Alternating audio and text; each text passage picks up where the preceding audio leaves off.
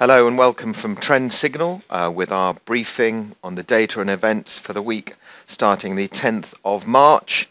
A week following last week where we had a plethora of data out, some significant moves or continuations, and I should say, in the US equities. S&P up another 20 points or just over 1%, the Dow another 130 points up, about 0.8% up.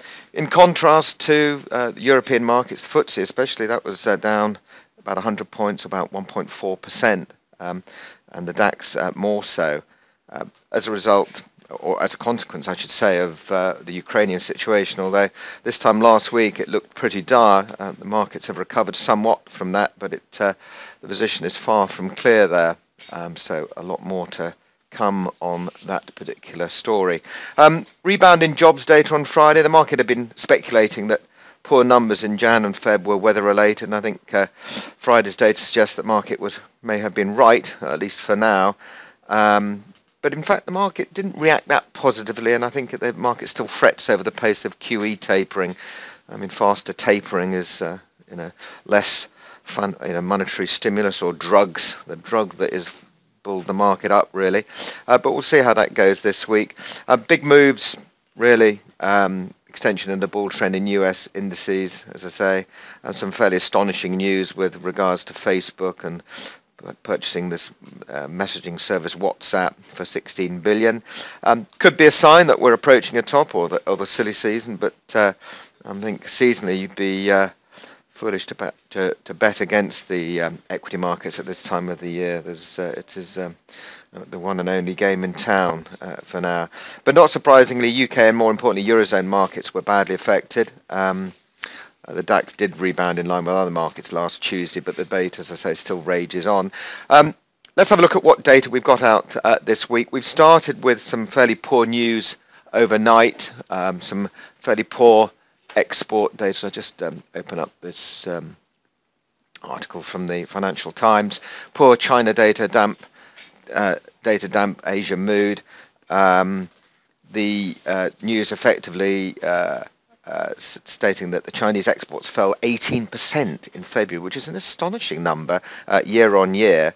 And China is the world's second biggest economy and an engine of much of the global growth. Certainly was during the financial crisis, and I think there's an alarm bells ringing when we've witnessed such a contraction in demand for its goods.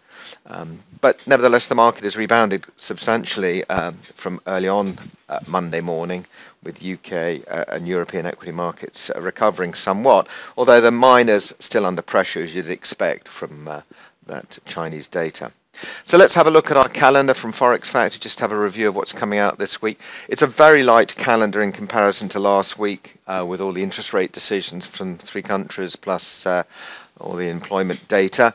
So let's just have a quick look. The first bit of data is really the manufacturing production data in the UK on Tuesday, March the 11th.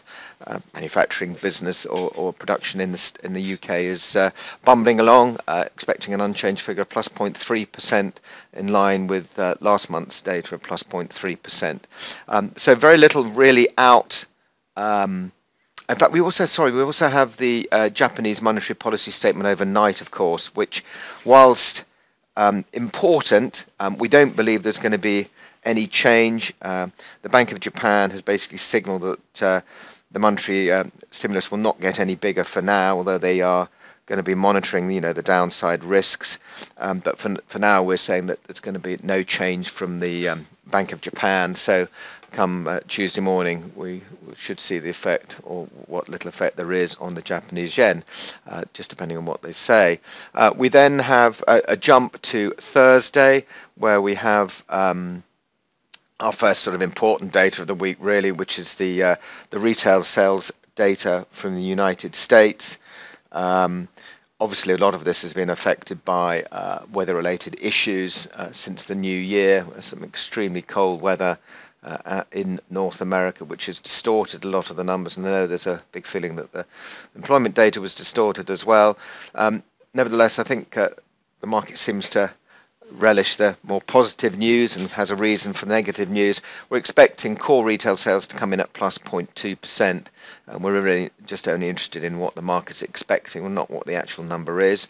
Unemployment claims, well, following Friday's very positive outcome on the weekly non-farm payrolls, this is going to be quite closely watched. We're looking for a figure of 334, 336 for claims the last week. And then on Friday, we have the producer price index, which is the cost of goods going into the factory gates, which is a bit of a leading indicator in terms of inflation, but that's very much under control, certainly in the US, in the Eurozone, and almost more recently in the UK.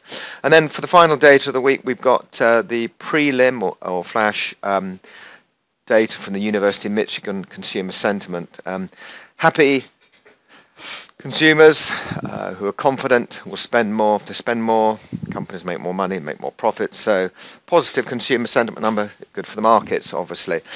You will note with all the dates, the times I should say on the calendar, that it's an hour early. That is daylight savings. We have had a change in the daylight savings in the US. It's always the second Sunday of the month, so there is only a difference of 4 hours until we change our clocks in the Eurozone, in the UK, on the 30th of March. So there's more of an influence for the North American markets now. Data that used to come out at 1:30 comes out at 12:30. Markets that used to open at 2:30, i.e. the US stock market now opens at 1:30.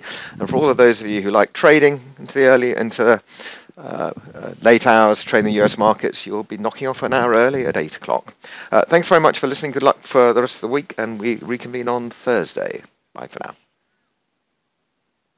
If you would like more information about trading the right way, Trend Signal is giving you the opportunity to see and hear about its services live at a free online seminar. Take a look at the Trend Signal website for the latest events and to book your free place.